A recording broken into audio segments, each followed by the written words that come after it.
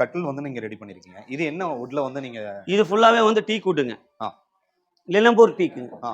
சரிங்களா? ஃபுல்லாவே tea good. இதை வந்து சீசனிங் பண்ணும். 1 இயர் அந்த மாதிரி காய போட்டு பண்ணாதான் லைஃப் வந்து கிடைக்கும். சீசனிங் இல்லாம நம்ம பச்சை மரத்திலே எடுத்து செஞ்சோம் அப்படின்னா அது என்ன ஆகும்னா நாளடைவில் கேப் வந்துடும். இப்போ டீ குட்டை பொறுத்தளவு என்னன்னா, தேக்கு மரம் மட்டும் நீங்க வந்து சீசனிங் பண்ணி பண்றீங்க. என்ன குவாலிட்டியில பண்றாங்களோ அதே குவாலிட்டியில எத்தனை வருஷம் ஆனாலும் அப்படியே இருக்கும். இப்போ நீங்க ஒரு பில்லர், பழைய வீடுகள்லாம் பார்த்தீங்கன்னா பில்லர்ஸ் எல்லாம் இருக்கும். அதெல்லாம் தேக்குல பண்ணது. அந்த தேக்கு பில்லர்ஸ் எல்லாம் பார்த்தீங்கன்னா சீசனிங் பண்ணி போட்டிருப்பாங்க. அது அப்படியே இருக்கும். அதே வந்து நீங்க சீசனிங் பண்ணாம போட என்ன ஆகும்னா, நம்ம வீட்டில் வந்து கதவு திறந்து சாத்தும் போது இருக்கும் இல்லைங்களா? அது வந்து சீசனிங் பண்ணாதனால வர பிரச்சனை. சீசனிங் மீன்ஸ் எப்படின்னு கேட்டீங்கன்னா, 1 இயர்ல ஒரு வெயில்ல போடணும். ஒரு வெயில், ஒரு மழை. அது வந்து நமக்கு வந்து ரெகுலரா படணும். அந்த மரத்துல வந்து படணும். நம்ம ஓப்பன் கட் பண்ணி என்ன பண்ணிடுவோம்னா மெயின்ல போட்டுருவோம். போட்டோம்னா அந்த மழை வெயில் படும்போது அந்த மரம் என்ன ஆகிக்கும்னா seasoning, full and full seasoning.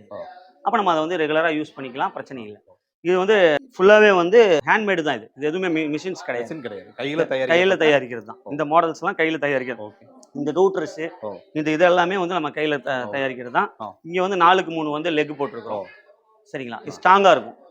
ஸ்ட்ராங்ல எல்லாம் வந்து தாராளமா ஏறலாம். ஒண்ணுமே உங்களுக்கு பிரச்சனை இருக்காது. நான் 80-85 கிலோ இருக்கேன்.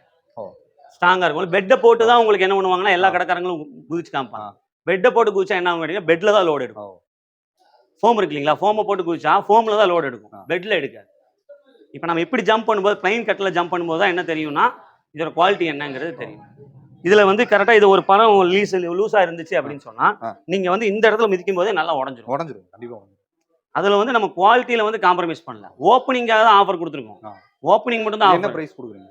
இது வந்து 16,000 ரூபாய்க்கு கொடுக்குறோம். Queen size. ஓப்பனிங் ஆஃபர் முடிஞ்சதுக்கு அப்புறம் பிரைஸ் என்ன ரேட்டுக்கு ஹை ஆகுதுங்க? 2,500 ஒவ்வொரு பொருளிலுமே ஏறிடும். ஓகே. இந்த டேட்டுக்குள்ள வாங்கினா நமக்கு வந்து பிரைஸ் என்ன எதனால நம்ம பிரைஸ் கம்மியா கொடுக்குறோம்னா குவாலிட்டி கம்ப்ளீட் பண்ண கிடையாது. நிறைய மேனுஃபேக்சர் பண்ணி வச்சிருக்கோம். பொருள் நிறைய இருக்கு. இது இங்க இருக்கு. அது போக வந்து பாத்தீங்கன்னா அங்கெல்லாம் கட்டில் வச்சிருக்கோம். அங்கெல்லாம் வச்சிருக்கோம். ஏன்னா இவ்வளவுதான் ஃபிட் பண்ண முடியும். இது போக நமக்கு ஃபேக்டரியில ரெடி ஆகுது. கட்டில் மட்டும் தான் நம்ம ரெடி பண்றோம். ஒரு டீமை விட்டு கட்டில் மட்டும் ப்ரொடக்ஷன் பண்ணும்போது என்னன்னா நம்ம growth ப்ரொடக்ஷன் கிடைக்கும். அதை வச்சு நம்ம கம்மி பண்ணி கொடுக்கலாம். இல்லாம வந்து பொருளை செஞ்சு கம்மியா பண்ணி கொடுக்கணும் அப்படின்னு சொன்னா என்ன ஆகாது அப்படின்னா குவாலிட்டியா கொடுக்க முடியும். இப்போ இதுல வந்து என்னன்னு கேட்டீங்கன்னா, இது வந்து நம்ம வந்து 2 டோர் வார்ட்ரூமுங்க. இந்த லாக்கெல்லாம் பாத்தீங்கன்னா போனஸ் லாக், கம்பெனி ஐட்டம் தான் போட்டிருக்கோம். சரிங்களா? இது வந்து சாதா லாக் போடுவாங்க.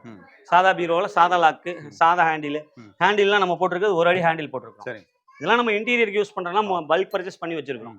அதில் தான் யூஸ் பண்ணியிருக்கோம். ஹிஞ்சஸ் எல்லாமே நம்ம போட்டிருக்கிறோம். இதுலயே உங்களுக்கு வந்து இது வந்து ஸ்பீடா சாத்தும். இல்ல எனக்கு வேணாம், சாஃப்ட் க்ளோசிங் ஸ்லோவா சாத்தணும் அப்படிங்கிற மாதிரி வேணுச்சுன்னா அந்த மாதிரி நம்ம பண்ணி கொடுத்துருவோம்.